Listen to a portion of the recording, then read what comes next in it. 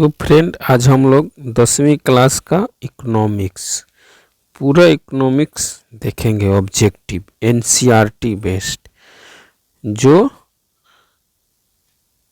10 class के साथ साथ ऑल वन डे एग्जाम में लाभदायक होगा।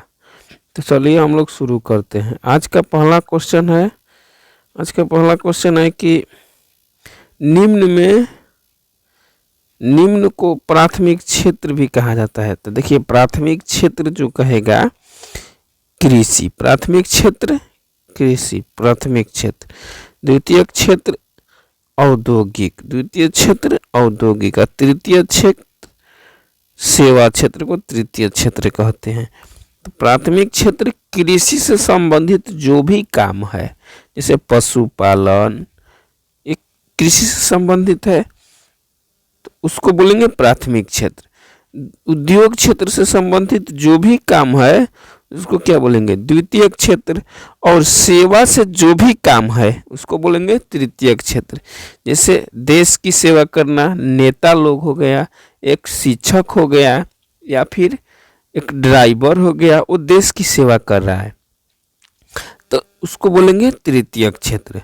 ठीक है, फिर आगे चलते हैं। अगला क्वेश्चन हम लोगों का कि निम्न इनमें से किस देश में मिश्रित अर्थव्यवस्था है। मिश्रित अर्थव्यवस्था भारत में है। मिश्रित अर्थव्यवस्था का मतलब कि यहाँ पे पूंजी का और समाज का दोनों का समान अस्तित्व, समान महत्व है, उसको बोलेंगे मिश्रित अर्थव्यवस्था। ठीक है, अमेरिका हो गया, अमेरिका है पूंजीवादी, पूंजी अर्थव्यवस्था कहाँ है, पूंजी अमेरिका। और रूस क्या है, रूस क्या है बताइए, रूस है सामाजिक अर्थव्यवस्था। ठीक है, अगला, भारत में योजना आयोग का गठन कब किया गया। तो भारत में योजना आयोग का गठन किया गया 15 मार्च 1950 को जवाहरलाल नेहरू के द्वारा, जो अब मोदी द्वारा 1 जनवरी 2015 से योजना आयोग का नाम बदल के नीति आयोग रख दिया गया है। क्या रख दिया गया है, नीति आयोग, नीति आयोग। अगला क्वेश्चन चलते हैं। जिस देश का राष्ट्रीय आय अधिक होता है वह देश क्या कहलाता है। जिसका राष्ट्रीय आय अधिक होगा वह विकसित देश कहलाएगा। जैसे अमेरिका, जापान, रूस, सब क्या है, विकसित देश है। अगला क्वेश्चन कहते हैं, अगला क्वेश्चन देखते हैं कि किसे पिछड़ा राज्य कहा जाता है। तो बिहार को पिछड़ा राज्य कहते हैं। किस राज्य को पिछड़ा राज्य कहते हैं भाई, बिहार की गणना पिछड़े राज्यों में की जाती है। अगला क्वेश्चन है 2011 के जनगणना के अनुसार बिहार की जनसंख्या कितनी है। बिहार की जनसंख्या कितनी है 2011 के जनगणना के अनुसार, तो 8.29 करोड़, यानी 8 करोड़ 29 लाख। अगला क्वेश्चन चलते हैं। बिहार में जनसंख्या वृद्धि दर है, बिहार में जनसंख्या वृद्धि दर कितना है 2011 की जनगणना, 2001 के जनगणना की बात हो रही है, 2001 के जनगणना की बात, तो 2.5%। अगला क्वेश्चन है, अगला क्वेश्चन क्या बोल रहा है, अगला क्वेश्चन बोल रहा है कि बिहार में साक्षरता दर है, बिहार में कितनी साक्षरता दर है, तो 43.47, 47.53%, 47.53% बिहार में साक्षरता दर है। पिछले वीडियो में हम लोग देखते हैं सबसे अधिक साक्षरता दर कहाँ था, केरल का, सबसे कम कहाँ का था, बिहार का। भारत में साक्षरता दर कितना है जी, भारत ऑल ओवर इंडिया की बात करें तो 65.4%। अगला क्वेश्चन, बिहार में कृषि पर जनसंख्या की निर्भरता कितनी है, कितनी जनसंख्या कृषि पर निर्भर है, तो 73%। अगला क्वेश्चन बोल रहा है कि भारत में गरीबी रेखा के नीचे जनसंख्या का प्रतिशत कितना है, तो 26% जनसंख्या गरीबी रेखा से नीचे रहती है। अगला क्वेश्चन है, बिहार में गरीबी रेखा के नीचे, बिहार की बात कर रहा है तो 42.6%, भारत कहेगा तो 26%, जबकि बिहार कहेगा तो 42.6%। बिहार में प्रति व्यक्ति आय कितना है, तो 3,938 रुपया। बिहार में प्रति व्यक्ति आय 3,938 रुपया। सोच लीजिए कितना कम, यहाँ के लोग कितना गरीब हैं। बिहार के पिछड़ेपन का मुख्य कारण क्या है? तो उपयुक्त सभी, गरीबी है, आधारिक संरचना का अभाव है, कृषि पर निर्भरता है। मतलब बिहार में गरीबी है। अब बिहार के लगभग में देखें ना, पीछे 80% लोग किस पे आधारित हैं? कृषि पर आधारित हैं। और यहाँ पे कोई फैक्ट्री उक्ट्री ना है। ठीक है, अगला क्वेश्चन देखते हैं। सेवा क्षेत्र में निम्न में से किसे शामिल किया जाता है? तो अभी बताया ना, सेवा क्षेत्र में किसको शामिल किया जाता है? हाँ, जैसे ये हो गया प्राथमिक क्षेत्र, उद्योग हो गया द्वितीय क्षेत्र, अब व्यापार एवं संचार का हो गया सेवा क्षेत्र। तो आंसर ग होगा, आंसर ग होगा, गलती दे रहा है। ठीक है, सेवा क्षेत्र में व्यापार एवं संचार को शामिल किया जाता है। अगला क्वेश्चन देखते हैं कि 2008 से 9 के अनुसार भारत की औसत प्रति व्यक्ति आय है कितना है? तो 25,494 रुपये। जबकि बिहार का कहेगा तो देखें ना पीछे, बिहार का कितना कम है। भारत का कहेगा तो 25,994 रुपये। भारत में वित्तीय वर्ष कहा जाता है, भारत में किसको वित्तीय वर्ष कहते हैं? तो 1 अप्रैल से 31 मार्च तक, 1 अप्रैल से 31 मार्च को भारत में वित्तीय वर्ष कहा जाता है। अगला क्वेश्चन देखते हैं। भारत में किस राज्य का प्रति व्यक्ति आय सर्वाधिक है? किस राज्य का प्रति व्यक्ति आय सर्वाधिक है? तो गोवा का प्रति व्यक्ति आय क्या है? सर्वाधिक है। बिहार के किस जिले का प्रति व्यक्ति आय सर्वाधिक है? तो पटना। वही ना, कुछ फैक्ट्री उक्ट्री है, सबको रोजगार मिला हुआ है सालों भर। पूरा उत्पादन एवं आय गणना विधि आर्थिक दृष्टिकोण से है क्या है? तो उपयुक्त सभी, सहज, वैज्ञानिक और व्यवहारिक। बिहार में गरीबी रेखा से नीचे गुजर बसर करने वाले लोगों का प्रतिशत कितना है? तो 41.4%। गरीबी रेखा से नीचे गुजर बसर करने वाले लोगों का प्रतिशत। अगला, बिहार में दुष्चक्र की धारणा को किसने बतलाया था? दुष्चक्र की धारणा को तो रैगनर नॉर्कस। 2008-9 में भारत में प्रति व्यक्ति आय है, 2008-9 में भारत में प्रति व्यक्ति आय कितना है? 25,494 रुपये। अभी पीछे बताए हैं पिछला क्वेश्चन में। बिहार में सर्वाधिक न्यूनतम प्रति आय, सबसे अधिक कहेगा तो पटना और सबसे कम कहेगा तो शिवहर, सबसे कम कहेगा तो शिवहर। अगला क्वेश्चन ध्यान से देखिएगा, वीवीआई है कि किसके अनुसार राष्ट्रीय लाभांश किसी समाज की वस्तुनिष्ठ अथवा भौतिक आय का वह भाग है जिसमें विदेशों से प्राप्त आय भी सम्मिलित होती है और उसे मुद्रा के रूप में मापा जा सकता है। ये बोले हैं पीगू, उनका नाम था, अर्थशास्त्री थे, बोले हैं पीगू जी। राष्ट्रीय आय बराबर क्या सूत्र होता है? तो राष्ट्रीय आय बराबर होता है उपभोग प्लस विनियोग। अगला क्वेश्चन है, भारत में राष्ट्रीय आय के आकलन के लिए कौन उत्तरदायी है? भारत में राष्ट्रीय आय के आकलन के लिए कौन उत्तरदायी? तो केंद्रीय सांख्यिकी संगठन CSO, केंद्रीय सांख्यिकी संगठन राष्ट्रीय आय का आकलन करता है, CSO। भारत में सबसे पहले राष्ट्रीय आय का आकलन कौन किया था? तो दादा भाई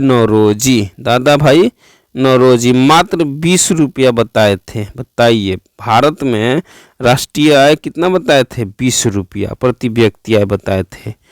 दादा भाई नौरोजी एक व्यक्ति का आय कितना बताए थे? मात्र 20 रुपया। आज़ादी से पहले की बात है। अगला क्वेश्चन चलते हैं। Poverty and un British rule in India किसने लिखी है? तो दादा भाई नौरोजी। राष्ट्रीय आय समिति का गठन किसकी अध्यक्षता में हुआ था? तो पीसी महानलोबिस की अध्यक्षता में राष्ट्रीय आय का गठन हुआ था।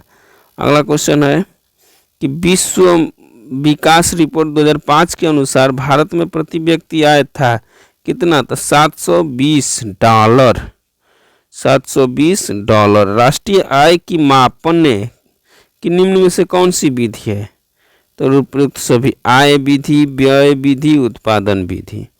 अगला क्वेश्चन देखते हैं अगला क्वेश्चन है कि राष्ट्रीय आय की गणना में कौन सी कठिनाइयाँ है? तो उपयुक्त सभी। आंकड़ों को एकत्र करने में कठिनाई, दोहरी गणना की संभावना, मूल्य मापने में कठिनाई। अगला क्वेश्चन राष्ट्रीय आय है। राष्ट्रीय आय क्या है? तो राष्ट्रीय आय का सूत्र होता है जीडीपी प्लस विदेशों से अर्जित आय माइनस राष्ट्रीय मूल्य माइनस अप्रत्यक्ष कर प्लस सब्सिडी। जीडीपी का मतलब होता है ग्रॉस डोमेस्टिक प्रोडक्ट। जीडीपी का full form gross domestic product. अगला क्वेश्चन भारत में राष्ट्रीय आय का आकलन सर्वप्रथम कब हुआ? भारत में राष्ट्रीय आय का आकलन सर्वप्रथम कब हुआ? 1868 में। अगला क्वेश्चन है कि विनिमय के रूप में है। विनिमय के रूप हैं। विनिमय के कौन रूप हैं? तो वस्तु विनिमय प्रणाली, मौद्रिक विनिमय प्रणाली, क ख दोनों। वस्तु विनिमय प्रणाली की कौन सी कठिनाइयाँ है? तो उपयुक्त सभी। आवश्यकता के दोहरे संयोग का अभाव, मूल्य के समान मापन का अभाव, मूल्य संचय का अभाव। अगला क्वेश्चन है कि इन निम्न में से कौन जोड़ा गलत है? ठीक है, तो देखते हैं। भारत का रुपया है, अमेरिका का डॉलर है, तो दोनों क्या है? सही है। अगला देखते हैं। इंग्लैंड का पाउंड और रूस का रूबल। देखिए इंग्लैंड का पाउंड भी से, जबकि रूस का रूबल होता है। रूस का डॉलर नहीं होता है, गलत हो गया। रूस का क्या होता है? रूस का रूबल। मुद्रा का नाम पूछ रहा है ना। मुद्रा के निम्न में से कौन से कार्य हैं? मुद्रा का क्या कार्य है भाई? तो सभी कार्य है। वस्तु का विनिमय का माध्यम, मतलब वस्तु को खरीदने और बेचने का माध्यम। फिर मूल्य का मापन, कोई वस्तु का क्या मूल्य है उसका मापन कौन किस रूप में करिएगा? मुद्रा के रूप में। फिर विलंबित भुगतान का मान, टैक्स दीजिएगा, तो कैसे पैसा कहीं दीजिएगा। अगला क्वेश्चन, निम्न में किसके अनुसार मुद्रा वह है जो मुद्रा का कार्य करता है? मुद्रा वह है जो मुद्रा का कार्य करता है। ये बोले थे हार्टले बिट्स। प्लास्टिक मुद्रा है। प्लास्टिक मुद्रा कौन है जी? तो एटीएम। एटीएम क्या है? प्लास्टिक मुद्रा है। अगला साख मुद्रा में शामिल है। साख मुद्रा में कौन शामिल है? तो चेक भी साख है और हुंडी भी क्या है? साख है। अगला क्वेश्चन देखते हैं कि मुद्रा वह है जिसके चारों तरफ संपूर्ण आर्थिक विज्ञान चक्कर काटता है। तो मार्शल ने कहा था। किसने कहा था? मार्शल। मुद्रा वह है जिसके चारों तरफ संपूर्ण आर्थिक विज्ञान चक्कर काटता है। अगला क्वेश्चन देखते हैं। मुद्रा के निम्न में कौन से लाभ है? मुद्रा के कौन से लाभ है? तो उपयुक्त सभी। मुद्रा से उपभोक्ता को लाभ होता है, मुद्रा से उत्पादक को लाभ होता है, मुद्रा पूंजी निर्माण में सहायक होता है। अगला आय और उपभोग का अंतर क्या कहलाता है? बचत। आय और उपभोग का अंतर बचत कहलाता है। अगला क्वेश्चन देखते हैं। साख। अगला क्वेश्चन है कि साख मतलब क्रेडिट इंग्लिश में बोलेंगे। साख के निम्न में कौन सा आधार है? तो साख उपयुक्त सभी। साख मतलब विश्वास, चरित्र और चुकाने की क्षमता। विनिमय बिल निम्न में से किसके प्रकार हैं? तो साख पत्र के। अगला क्वेश्चन है कि भारत में कागजी नोट का प्रचलन कौन करता है? तो RBI, reserve bank of India. कागजी नोट आरबीआई। 1 रुपये का नोट पर किसका हस्ताक्षर होता है? तो वित्त सचिव का। जबकि और बाकी नोट पर आरबीआई के गवर्नर का। अगला क्वेश्चन है कि आधुनिक युग की प्रगति का श्रेय दिया जाता है, किसको दिया जाता है जी? मुद्रा को। क्रेडिट कार्ड निम्न में से किसका रूप है? तो प्लास्टिक मुद्रा। क्रेडिट कार्ड क्या है, किसका रूप है? तो प्लास्टिक मुद्रा का। अगला क्वेश्चन है कि गैर संस्थागत वित्त प्रदान करने वाला सबसे लोकप्रिय साधन है महाजन। कौन संस्थागत वित्त के साधन है? वित्त के साधन है तो व्यावसायिक बैंक। व्यावसायिक बैंक। भारत में केंद्रीय बैंक कौन है? तो RBI, reserve bank of India, केंद्रीय बैंक। इसी को बैंकों का बैंक कहते हैं। आरबीआई को क्या कहते हैं भाई? बैंकों का बैंक। अगला क्वेश्चन है कि राज्य में कार्यरत केंद्रीय सहकारी बैंक की संख्या कितनी है? तो 25। पहले 25 थी, अब तो 20, अब तो और कम हो गई है। मोदी जी और आए हैं तो सब सम्मिलित करके कम बना दिए हैं। ठीक है, कम होता जा रहा है बैंक। दीर्घकालिक ऋण प्रदान करने वाली संस्था कौन सी है? बहुत अधिक समय तक ऋण यानी कर्ज कौन दे सकता है? तो भूमि विकास बैंक। भूमि विकास बैंक। भारत की वित्तीय राजधानी किस शहर को कहा जाता है? भारत का वित्तीय राजधानी तो मुंबई को वित्तीय राजधानी कहेगा तो मुंबई, राजनीतिक राजधानी कहेगा तो दिल्ली, सांस्कृतिक राजधानी कहेगा तो चेन्नई और पुरानी राजधानी कहेगा तो कलकत्ता। अगला क्वेश्चन चलते हैं। सहकारिता प्रांतीय सरकारों का हस्तांतरित विषय कब बनी? तो 1919 में। 1919 में। अगला क्वेश्चन है कि देश में अभी कार्यरत क्षेत्रीय ग्रामीण बैंकों की संख्या 196, 196। अगला क्वेश्चन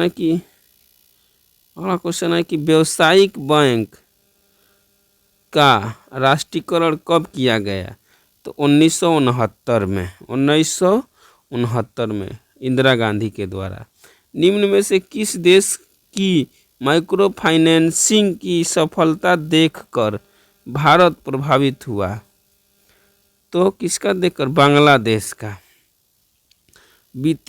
सरकारी वित्तीय संस्थाएं हैं। सरकारी वित्तीय संस्थाएं क्या है? उपयुक्त सभी। Punjab national bank, central bank of India, Allahabad bank, और कहेगा जो भी बैंक ऑफ इंडिया, एसबीआई सब कहेगा तो क्या है? सरकारी वित्तीय संस्था है। अर्ध सरकारी वित्तीय संस्था कहेगा तो ग्रामीण क्षेत्रीय ग्रामीण बैंक और बिहार राज्य कोऑपरेटिव बैंक। ठीक है, इसका आंसर होगा क और ख दोनों। अगला क्वेश्चन है कि सूक्ष्म वित्तीय संस्थाएं में निम्न में से किसका सराहनीय योगदान है? तो मोहम्मद यूनुस। अगला क्वेश्चन, राष्ट्रीय वित्तीय बाजार के महत्वपूर्ण अंग हैं? तो भारतीय मुद्रा बाजार, भारतीय पूंजी बाजार। इसका भी आंसर क ख दोनों होगा। अगला क्वेश्चन चलते हैं। अगला क्वेश्चन है कि भारतीय पूंजी बाजार मूलतः पूंजी उपलब्ध कराती है तो दीर्घकालीन। बिहार की जनसंख्या गांव में निवास करती है, कितना परसेंट? तो 90%। बिहार की 90% जनसंख्या कहाँ रहती है? लगभग में 90% जनसंख्या गांव में निवास करती है। अगला क्वेश्चन है कि बिहार की जनसंख्या का प्रतिशत कृषि एवं उससे संबंधित लघु कुटीर उद्योग से जुड़े हैं, कितना परसेंट? तो 75%। राज्य के गैर वित्तीय संस्थागत स्रोत है तो प्रयुक्त सभी। महाजन भी हैं, गैर वित्तीय संस्थागत, सरकारी ना, तो महाजन, सेठ, साहूकार, व्यापारी सब लोग कर्ज देंगे। ठीक है, अगला क्वेश्चन है 19 नंबर चैप्टर का कि राज्य के वित्तीय संस्थागत स्रोत है, इसका स्रोत है तो प्रयुक्त सभी। नाबार्ड भी, सहकारी बैंक भी, क्षेत्रीय ग्रामीण बैंक भी। अगला 10वीं पंचवर्षीय योजना के अनुसार बिहार में कितने प्राथमिक सहकारी कृषि साख समितियां कार्यरत है? तो 6842। भूमि विकास बैंक। ठीक है, भूमि विकास बैंक निम्न में से किसके लिए ऋण मुहैया कराती है? तो प्रयुक्त सभी, मतलब ट्रैक्टर के लिए भी, पावर प्लांट के लिए भी, पंपिंग सेट के लिए भी भूमि विकास बैंक। अगला क्वेश्चन है कि बिहार में क्षेत्रीय बैंक की कार्यरत शाखाएं कितना है क्षेत्रीय बैंक का? तो 221। सूक्ष्म वित्त की सुविधा निम्न में से किसे दी जाती है? तो छोटे छोटे तबके के लोगों को। सहकारिता साख समिति विधान कब पारित हुई? तो 1904 में। 1904 में। अगला क्वेश्चन है कि आर्थिक विकास का तीसरा क्षेत्र क्या है? सेवा, तीसरा क्षेत्र सेवा, प्रथम क्षेत्र कृषि, द्वितीय क्षेत्र औद्योगिक और तृतीय क्षेत्र सेवा। बहुत बढ़िया। मानव पूंजी की प्रमुख घटक कितने हैं? तो 5। मानव पूंजी के प्रमुख घटक 5 हैं। कौन बीमारू राज्य में नहीं है? देखिए यहाँ पे समझिएगा, बीमारू राज्य में कौन नहीं है? तो बीमारू में BI से बिहार, BI से बिहार, M से MP, RU से R से क्या हो जाएगा? बोलिए बोलिए। R से राजस्थान, बहुत बढ़िया। और U से UP। ठीक है, तो कौन बीमारू राज्य में शामिल नहीं है? तो उसका नाम है UP। U से उड़ीसा होगा। UP नहीं है बीमारू राज्य में शामिल। बीमारू राज्य का मतलब गरीब राज्य, पिछड़ा राज्य। ठीक है, अगला क्वेश्चन, इनमें से कौन सी सेवा गैर सरकारी सेवा है? गैर सरकारी सेवा मतलब सरकार उसमें कुछ नहीं करती है। तो इसका आंसर होगा माल सेवा। सैन्य सेवा सरकार, सैनिक का खर्चा वर्चा सब सरकार देखती है। वित्त सेवा सरकार, रेल सेवा सरकार। ठीक है, क्या नहीं? तो माल सेवा। अगला, ऊर्जा के मुख्य स्रोत क्या है? ऊर्जा का मुख्य स्रोत इनमें से कोई नहीं। मतलब मुख्य स्रोत क्या है? कोयला है, खत्म हो जाएगा। पेट्रोलियम है, खत्म हो जाएगा। विद्युत है, खत्म हो जाएगा। लेकिन ऊर्जा का मुख्य स्रोत कहेगा तो क्या आंसर होगा? सूर्य, सन, सूर्य। ठीक है, अगला क्वेश्चन देखते हैं। अगला क्वेश्चन है कि आर्थिक विकास के क्षेत्र है। आर्थिक विकास के कितने क्षेत्र हैं? सभी हैं। कृषि भी है, उद्योग भी है, सेवा भी है। अभी बताए हैं पीछे, निम्न में से किसे आर्थिक विकास का प्रथम क्षेत्र कहेंगे? कृषि को। आर्थिक विकास का द्वितीय क्षेत्र कहेंगे? द्वितीय क्षेत्र उद्योग को। आर्थिक विकास का तृतीय क्षेत्र कहेंगे? बताइए, तृतीय क्षेत्र कहेंगे? द्वितीय क्षेत्र कहेगा तो उद्योग, तृतीय क्षेत्र कहेगा तो कृषि। सेवा क्षेत्र का सकल घरेलू उत्पाद में योगदान कितना है? 55.1%। सबसे अधिक सेवा क्षेत्र का योगदान होता है किसी भी देश में। विकसित देशों में सेवा क्षेत्र का योगदान बहुत ही अधिक होता है। सकल घरेलू उत्पाद में कृषि क्षेत्र का योगदान है 18.5%। सकल घरेलू उत्पाद में कृषि एवं उद्योग का योगदान है, कृषि एवं उद्योग दोनों का कहेगा तो 45.9%। अगला क्वेश्चन है कि सरकारी सेवा क्षेत्र हैं। सरकारी सेवा क्षेत्र में प्रयुक्त सभी, सैन्य सेवा, स्वास्थ्य, शिक्षा। छिपी हुई बेरोजगारी किस क्षेत्र में पाई जाती है? तो कृषि में। छिपी हुई बेरोजगारी कहाँ पाई जाती है? तो कृषि में। छिपी हुई बेरोजगारी कहाँ पाई जाती है? तो कृषि में। अगला क्वेश्चन है कि सकल घरेलू उत्पाद में उद्योग का योगदान है कितना %? 26.4%। 26.4%। अगला क्वेश्चन है कि आर्थिक नीति में किसे सम्मिलित किया गया है? आर्थिक नीति में किसे सम्मिलित किया गया है? बताइए।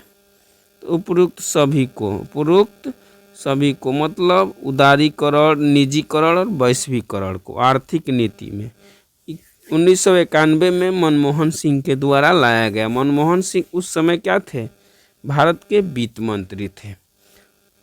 वैश्वीकरण के मुख्य अंग कितने हैं?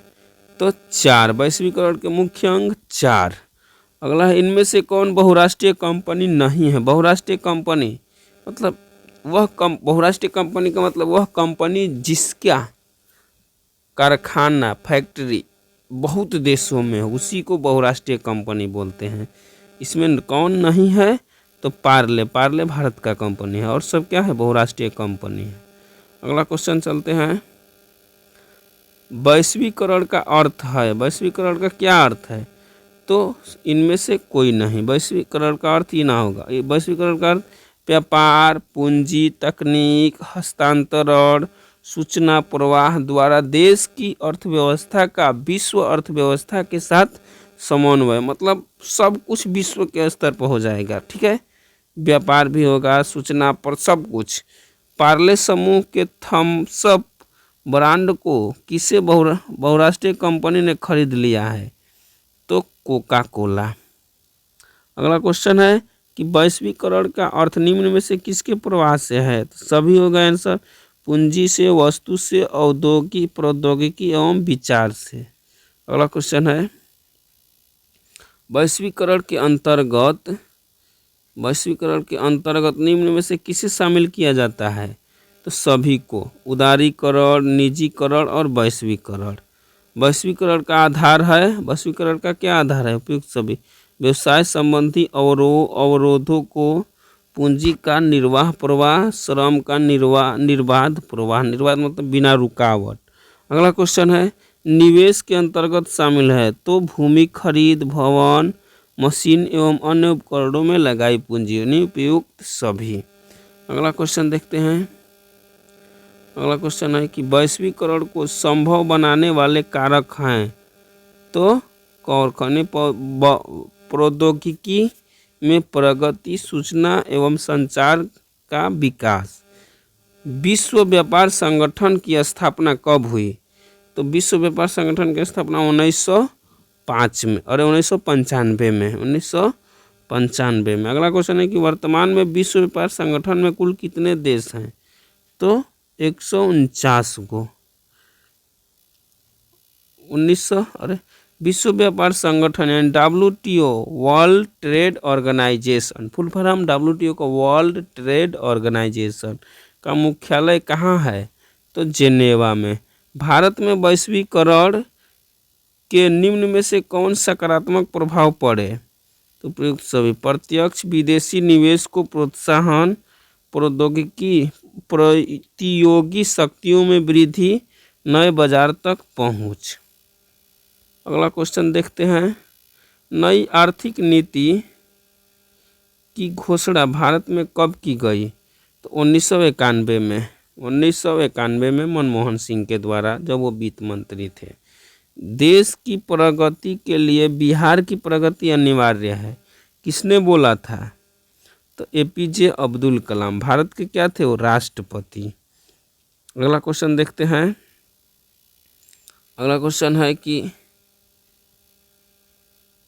आधारित संरचना में शामिल है, आधारित संरचना में क्या शामिल है, उपयुक्त सभी। वित्त, संचार और शिक्षा सभी शामिल है।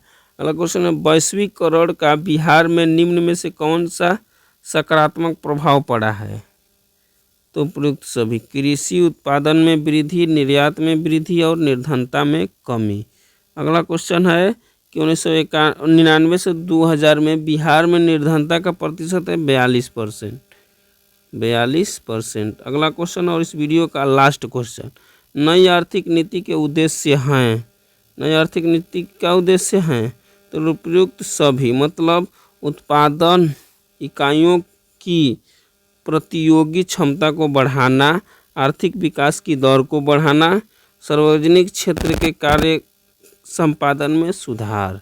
दोस्तों इस प्रकार यह 10वीं का इकोनॉमिक्स ख़त्म हो गया। और ये इतना ही नहीं, हम लोग 10वीं का भूगोल, इतिहास, नागरिक, आपदा और इकोनॉमिक्स सब कुछ ख़त्म कर लिया। अगर आप लोग नहीं देखे हैं तो उस वीडियो को सर्च करके ज़रूर देखें। Thank you for